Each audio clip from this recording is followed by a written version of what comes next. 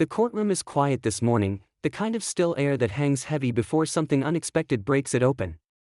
Judge Frank Caprio sits behind his bench in Providence Municipal Court, reading glasses perched low on his nose, flipping through a stack of case files with the practiced ease of someone who's done this thousands of times. But even after all these years, he still reads every single case like it's the first one he's ever seen. That's just who he is. The bailiff calls the next case. Docket ending in 472. Defendant Emily Morrison. Multiple parking violations, expired registration, failure to appear. A young woman steps forward from the gallery, and immediately something about her catches everyone's attention. She's probably in her mid-20s, dressed in hospital scrubs that look like they've seen a double shift, maybe a triple. Her hair is pulled back in a messy ponytail, and there are dark circles under her eyes that no amount of concealer could hide. She's carrying a worn canvas bag over one shoulder, and her hands are trembling slightly as she approaches the defendant's podium. Judge Caprio looks up from the file, and his expression softens instantly. He's seen that look before: the exhaustion, the worry, the weight of the world pressing down on someone too young to be carrying it. He removes his glasses slowly and sets them on the bench.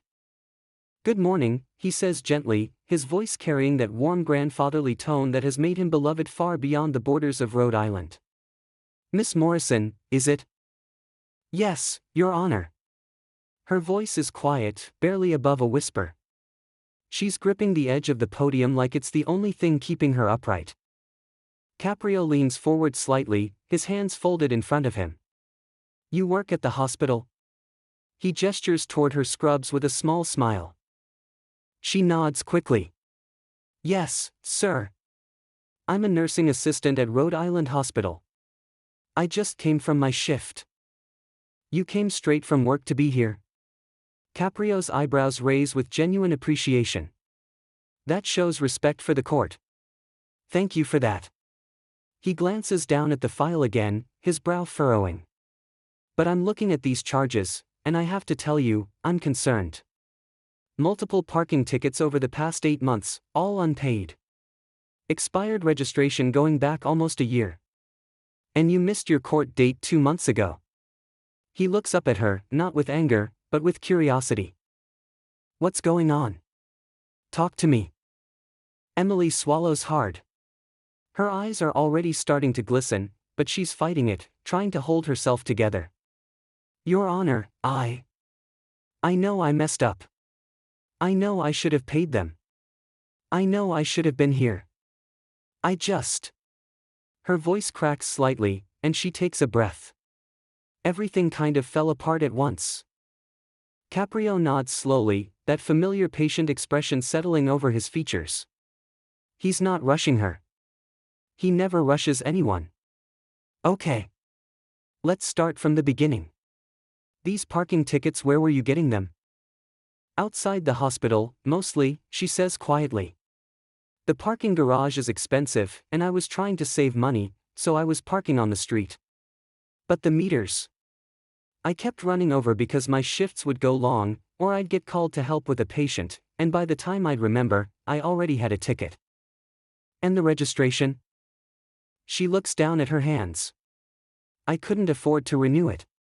The insurance went up, and then the registration fee, and I didn't have it." Caprio is watching her carefully now, reading between the lines the way he always does. "You're working full-time at the hospital?" "More than full-time," she says, and there's a bitter edge to her voice that surprises her. "I'm doing doubles whenever they offer them.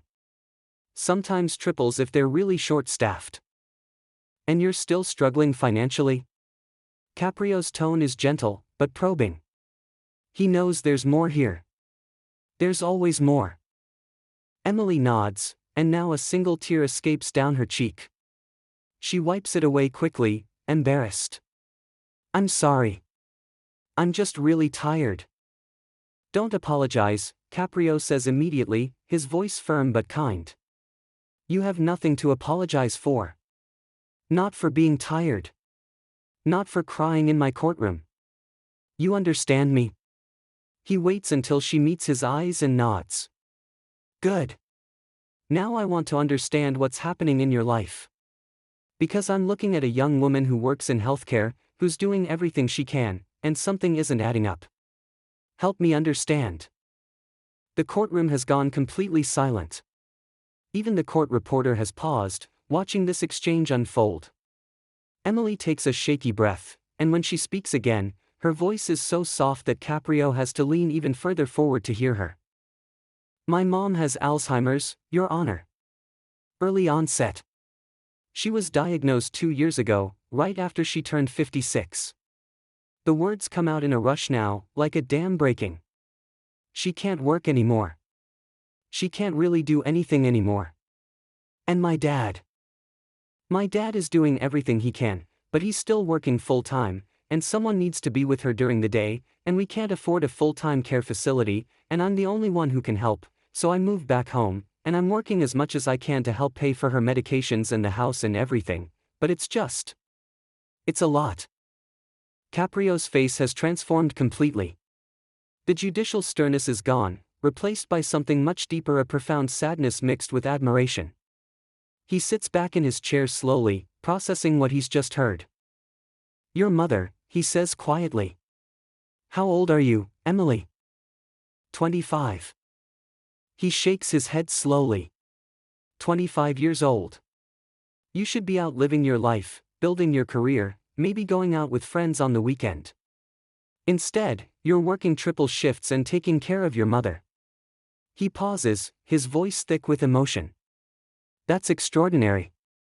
That's love. That's sacrifice. Emily is crying openly now, no longer trying to hide it.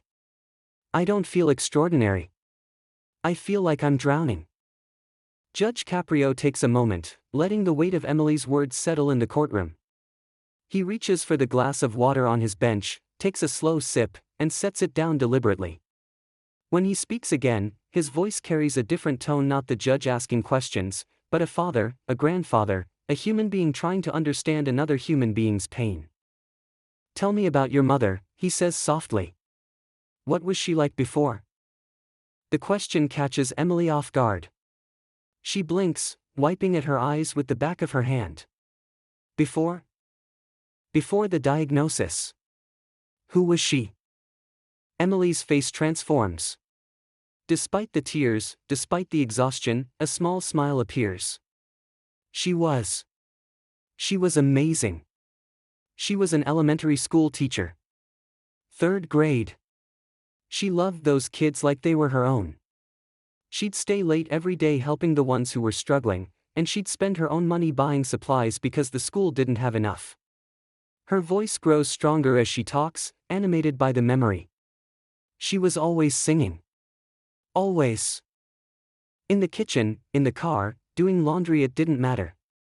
She knew every song from the 60s and 70s, and she'd make up silly words to make my brother and me laugh when we were kids. Caprio is smiling now too, that warm, genuine smile that crinkles the corners of his eyes. She sounds like a beautiful person. She is, Emily says quickly, then catches herself. She was. I mean, she still is, but. The smile fades. It's different now. Most days she doesn't recognize me. Sometimes she thinks I'm her sister who died 20 years ago. Sometimes she gets scared because she doesn't know where she is, even though she's in her own house. And my dad. Her voice breaks. My dad has to watch the woman he's loved for 30 years slowly disappear. He has to help her with everything, getting dressed, eating, bathing. And he never complains. Not once. But I can see it's killing him. The courtroom is absolutely silent. Someone in the gallery sniffles quietly. Even the court officers, who've seen hundreds of cases, are visibly moved. Caprio leans forward again, his elbows on the bench, his hands clasped together. And your father, what does he do for work? He's the police chief, Emily says, and there's unmistakable pride in her voice despite everything. Chief Morrison. He's been with Providence PD for 32 years. Started as a patrol officer and worked his way up. He's supposed to retire next year, but I don't think he's going to. We need the insurance. We need the income. And honestly, I think the job is the only thing keeping him sane right now. It's the only place where things make sense for him, where he has control over something. Caprio's eyebrows raise. Your father is Chief Morrison? Bill Morrison? Emily nods. You know him? Know him? Caprio lets out a small laugh. I've known Bill Morrison for 25 years. He's appeared before this court more times than I can count, testifying in cases, coordinating with the court on police matters. He's a good man. One of the finest public servants this city has. He pauses, studying Emily's face. Does he know you're here today? She shakes her head quickly. No, Your Honor. He doesn't know about any of this. Not the tickets, not the registration, not missing the court date. He has enough to worry about. I didn't want to add to it. So you've been carrying all of this alone, Caprio says quietly. It's not a question. Working yourself to exhaustion, trying to help pay for your mother's care, dealing with these legal problems, and you haven't told your father because you're trying to protect him. He'd be so disappointed, Emily whispers. He's always been so proud of me. He put me through nursing assistant training, helped me get my certification.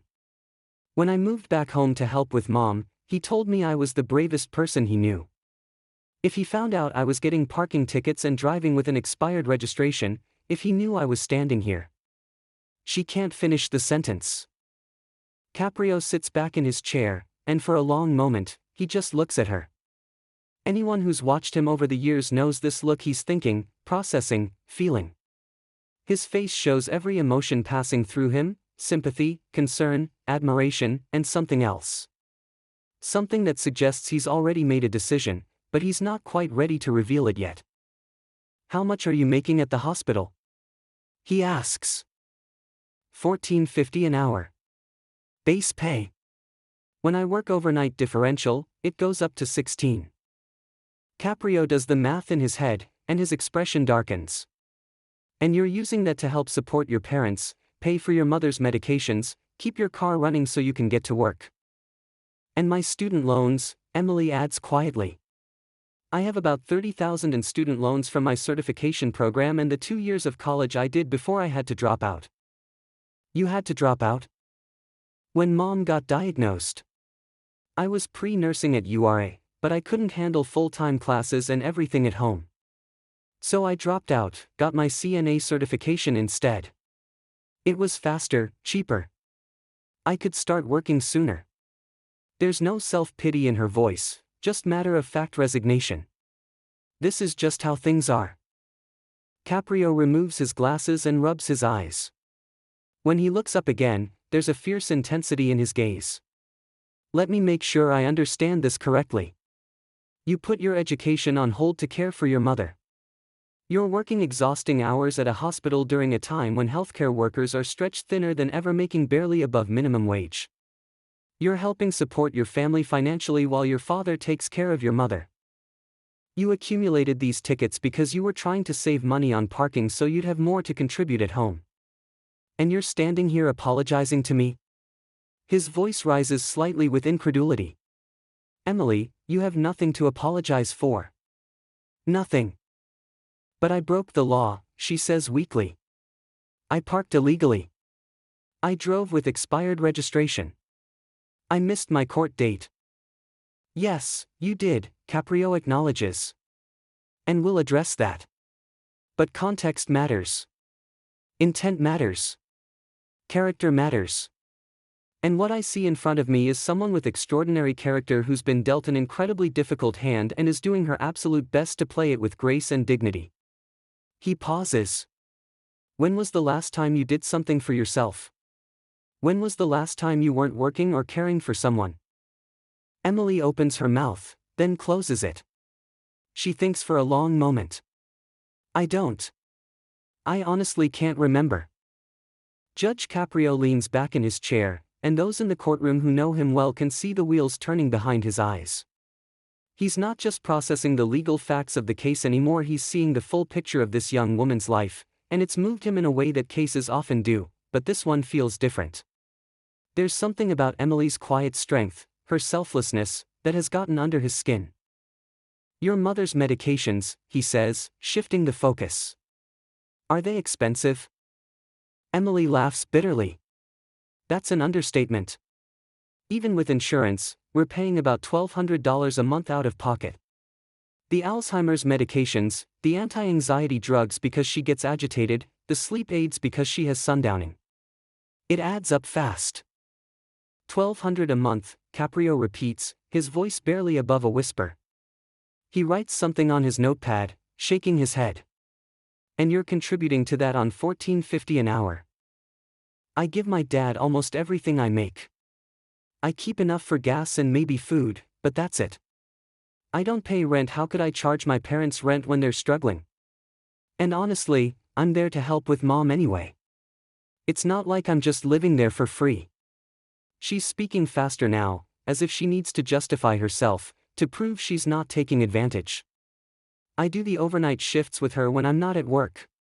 Dad handles the days, I handle the nights. We tag team it.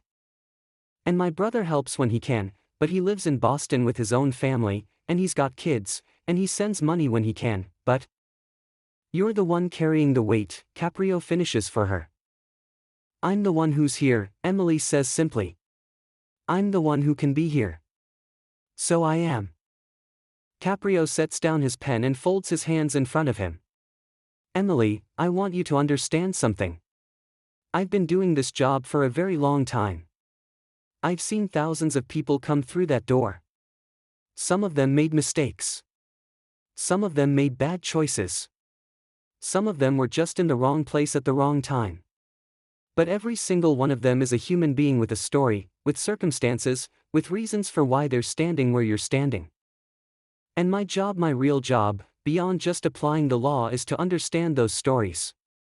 To see the person, not just the violation. He pauses, making sure she's hearing him. And when I look at your story, when I see what you're dealing with, these parking tickets seem very small in comparison. Emily's shoulders begin to shake. She's trying so hard to hold it together, but the kindness in his voice, the validation, is breaking through every defense she's built up. I just keep thinking I should be doing more, she says through tears. I should be making more money. I should have been able to pay the tickets. I should have figured out the registration. I should be better at all of this. Stop, Caprio says firmly, but with gentleness. Stop should ing yourself. You're doing the best you can with what you have, and that's all anyone can ask. That's all God can ask. He glances at the file again. It says here you missed your court date because of a hospital emergency. What happened? Emily wipes her eyes. There was a code blue in the ICU. Cardiac arrest. I was helping with compressions, and by the time the patient was stabilized and I could check my phone, I realized I was supposed to be here an hour earlier. I called, but the office said I'd have to reschedule, and then things just got chaotic at home, and She trails off helplessly. I just let it slide. I know that's not an excuse. You were helping save someone's life, Caprio says. That sounds like a pretty good reason to me. There's a murmur of agreement from the gallery, and he glances up at the spectators with a small smile before returning his attention to Emily. What happened with the patient? If you don't mind me asking. She made it, Emily says, and for the first time, there's a genuine light in her eyes. 73-year-old woman, grandmother of 9. We got her back, and she was discharged 2 weeks later. I saw her in the hallway on my shift last week, and she gave me a hug and told me I was her angel. Her voice catches. That's why I do this job. For moments like that. When everything else is falling apart, at least I can help people. At least I can make a difference there. Caprio is visibly moved. He takes a moment, composing himself. You're remarkable, you know that? Your mother raised an extraordinary daughter. I learned from her, Emily says softly. She taught me that when people need help, you help them. You don't ask what's in it for you. You don't calculate whether it's convenient. You just help. That's what she did every day as a teacher, and that's what I'm trying to do now. Her voice drops to almost a whisper. I just wish I could help her. The courtroom has become an emotional space, the kind of atmosphere where legal proceedings transform into something much more human. The prosecutor, who's been silent this entire time, looks uncomfortable, shifting papers on his table. He knows where this is going. Everyone knows where this is going. Caprio takes a deep breath. Emily, I want to do something, and I hope you won't be upset with me for it. She looks up at him, confused. Your Honor. I want to call your father. The blood drains from Emily's face. What? No. No, please. Your Honor, I told you, he doesn't know about any of this. He can't find out like this. Please. But Caprio is already gesturing to the bailiff. Get Chief Morrison on the phone. Tell him it's Judge Caprio, and it's important. Your Honor, please, Emily is pleading now, her voice rising in panic. He's going to be so disappointed. He's got enough stress. Please don't do this. Caprio looks at her with such compassion that it's almost painful. Emily, trust me. Sometimes the people who love us need to know when we're struggling. Sometimes carrying everything alone isn't strength, it's just lonely. And sometimes, he adds with a small smile, sometimes your father needs to see what everyone in this courtroom sees when they look at you. Emily is shaking her head, tears streaming down her face, but there's nothing she can do. The bailiff is already on the phone, speaking in low tones. After a moment, he nods to the judge. I have Chief Morrison on the line, Your Honor. Caprio reaches for the phone on his bench, then pauses. Actually, let's put him on speaker. I think everyone should hear this. The bailiff presses a button, and suddenly a man's voice fills the courtroom, deep, authoritative, with the kind of tone that commands respect without demanding it. Judge Caprio?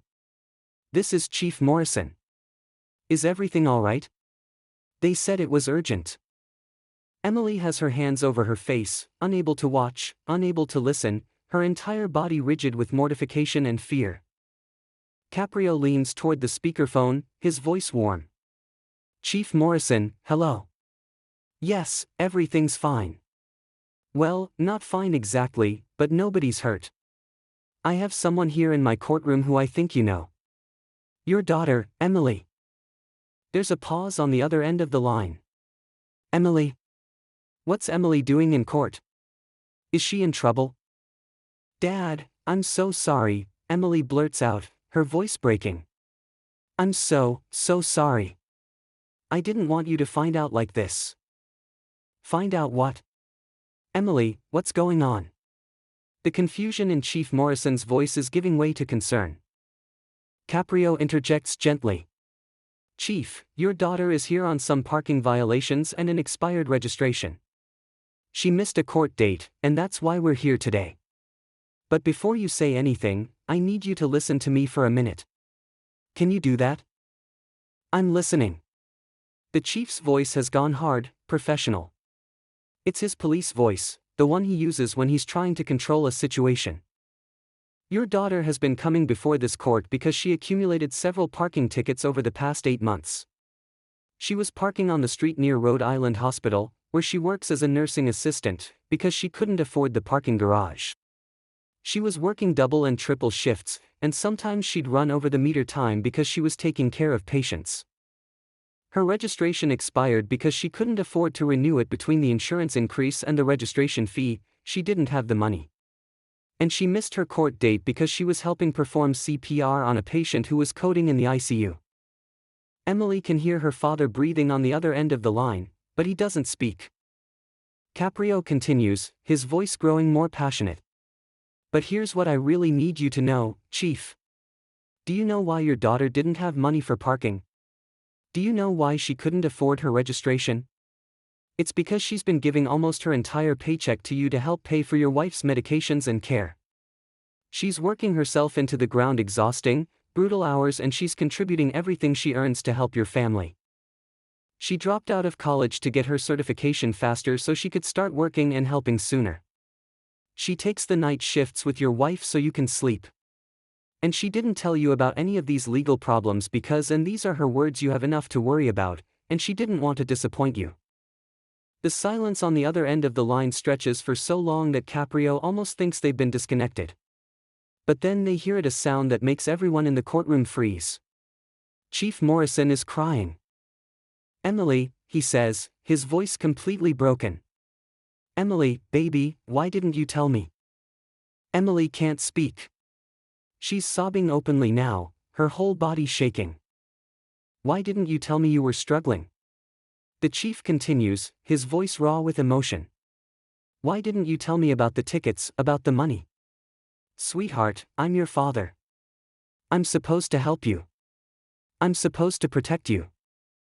"I wanted to protect you," Emily manages to get out between sobs. "You're already dealing with so much with Mom. You're already carrying everything. I didn't want to add to it.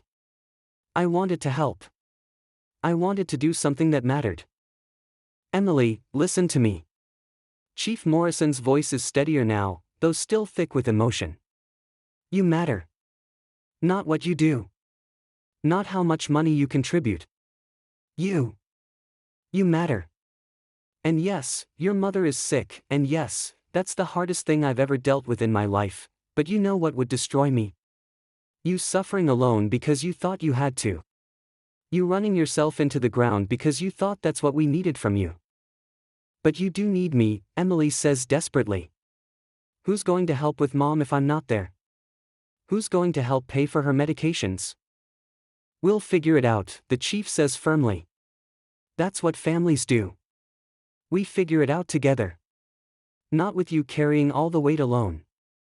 Judge Caprio has been watching this exchange with tears in his own eyes. He speaks up now, his voice gentle. "Chief, your daughter also mentioned that you're planning to delay your retirement because of the insurance and income needs. Is that correct?" "Yes," Morrison says quietly. "I was supposed to retire next June, but with Catherine's condition, we need the benefits.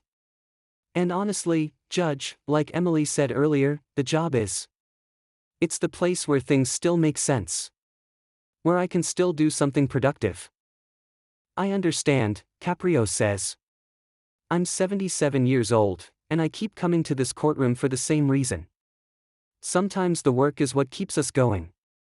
He pauses. "But Chief, I've known you for a long time. You're one of the good ones. You've served this city with honor and distinction for over 3 decades. And now you're dealing with your wife's illness with the same courage and dedication you brought to the job. But here's what I'm seeing from my bench: your daughter has inherited every single one of your best qualities. She's selfless, she's dedicated, she's compassionate, and she's so determined not to burden anyone else that she's been carrying an impossible load alone."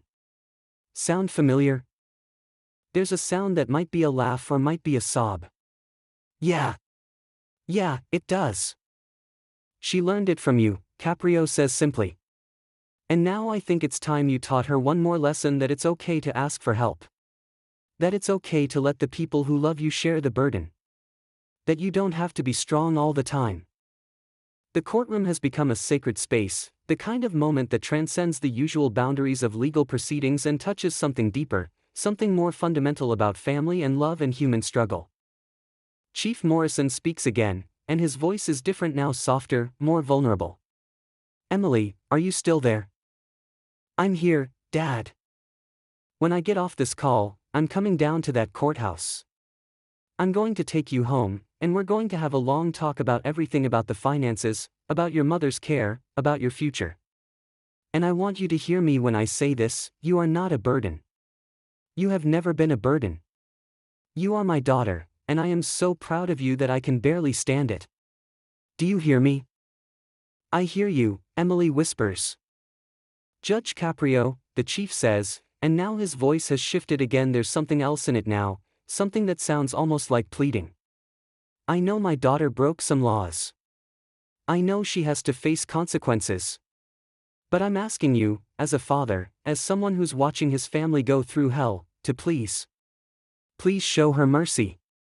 She's a good person who's been in an impossible situation. She doesn't deserve to be punished for trying to help her family." Judge Caprio sits back in his chair and looks at Emily, who's standing at the podium looking completely overwhelmed, emotionally exhausted, but somehow lighter than she was when she walked in. There's something about having her truth out in the open, about her father knowing everything, that has lifted a weight she didn't even realize she was carrying. Chief Morrison, Caprio says, "You can relax. I'm not going to punish your daughter. But I am going to say something to her, and I want you to hear it too." "I'm listening, Judge." Caprio turns his full attention to Emily. "Emily, you came in here today expecting judgment. You expected to be lectured, to be fined, maybe even to face harsher penalties for missing your court date. And legally, that's what I could do. That's what the law allows me to do. But I didn't become a judge just to enforce the letter of the law. I became a judge to try to help people to see them as human beings with complicated lives and difficult circumstances, and to make decisions that reflect justice in its truest sense. Not just legal justice, but moral justice. Compassionate justice." He picks up the case file and looks at it one more time. "These parking tickets, there are 7 of them, totaling $430. The expired registration violation is another $150. The failure to appear adds another $100. Technically, you're looking at $680 in fines and penalties." He sets the file down. "I'm dismissing all of it." The courtroom erupts. There are gasps, applause, someone shouts yes.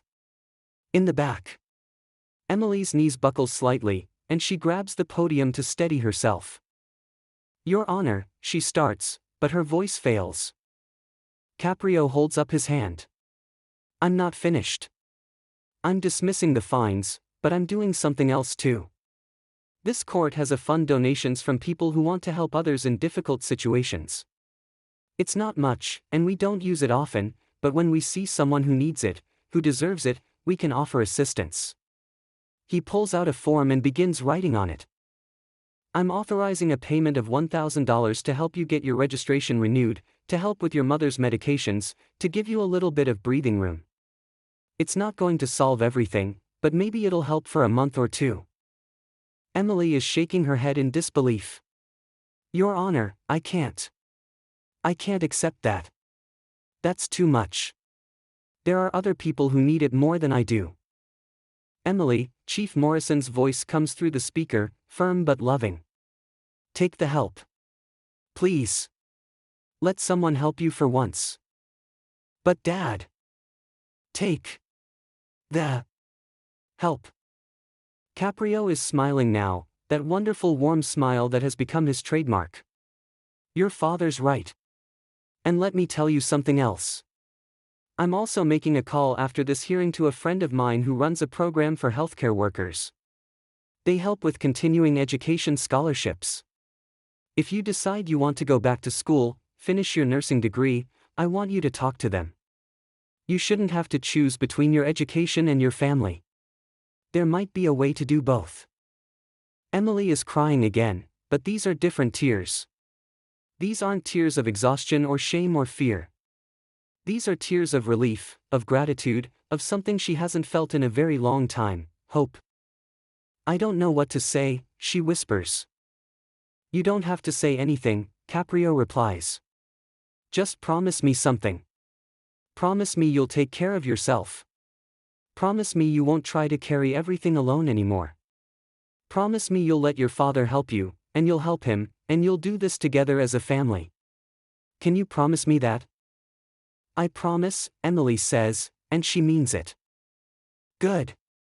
Caprio signs the order with a flourish and hands it to the bailiff. Case dismissed. All fines dismissed. Payment authorized. He looks back at Emily. "Go home. Hug your father. Hug your mother, even if she doesn't recognize you today, she's still in there somewhere, and she still loves you. And remember that what you're doing is extraordinary.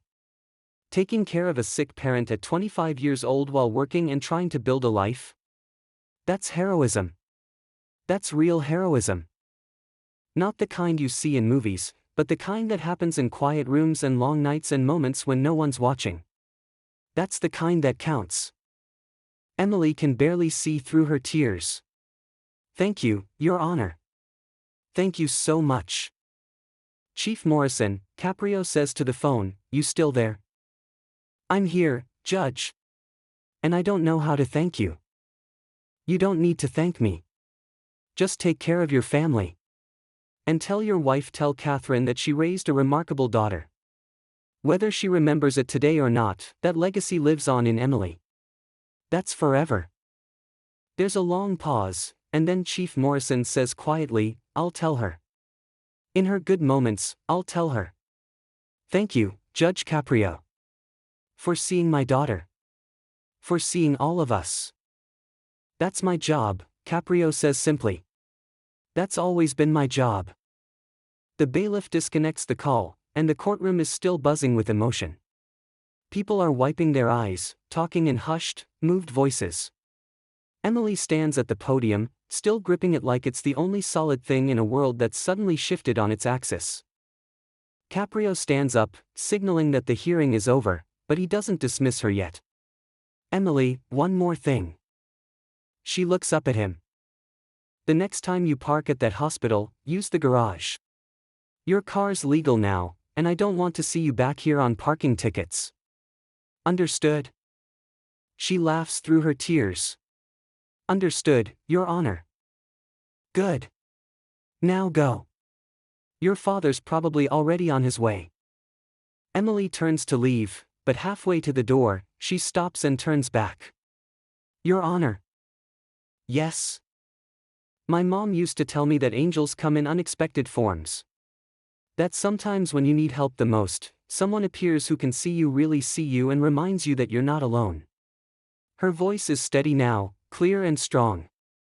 "I think she'd want me to tell you that you're one of those angels." Caprio's eyes well up. He nods, unable to speak for a moment. When he does, his voice is thick. "Your mother sounds like a wise woman. I hope I get to meet her someday." "I hope so too," Emily says. And then she walks out of the courtroom, out into a world that suddenly feels a little less heavy, a little more manageable, a little more full of grace. After she's gone, Caprio sits back down in his chair and takes a moment.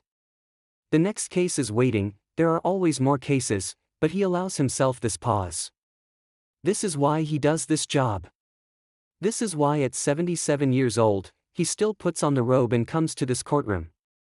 Not for the legal technicalities or the procedural formalities, but for moments like this. For the chance to see people really see them in their struggle and their strength, and to offer not just judgment, but mercy. Not just law, but love. The bailiff looks at him. "Ready for the next case, Your Honor?" Caprio wipes his eyes discreetly and nods. "Yes. Let's keep going. There are more people who need help." And so the day continues in Providence Municipal Court, where an extraordinary judge continues to remind everyone who enters that before we are anything else, before we are defendants or violators, before we are our mistakes or our circumstances, we are human beings.